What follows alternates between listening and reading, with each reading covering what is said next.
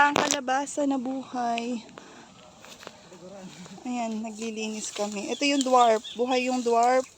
After ng bagyo, ayan. Ayun na lang ulit nakadalaw. Ito pa oh. Ito yung mga tinanim namin ng kalabasa. Ito may bunga na oh. Louie oh. Ayun na yung bunga. Bakit? Ayan, ang daming bulaklak. Ay, wala na. Sira na.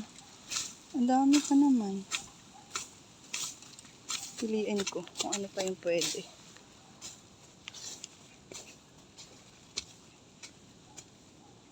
Maliliit. Maliliit yung bulaklak.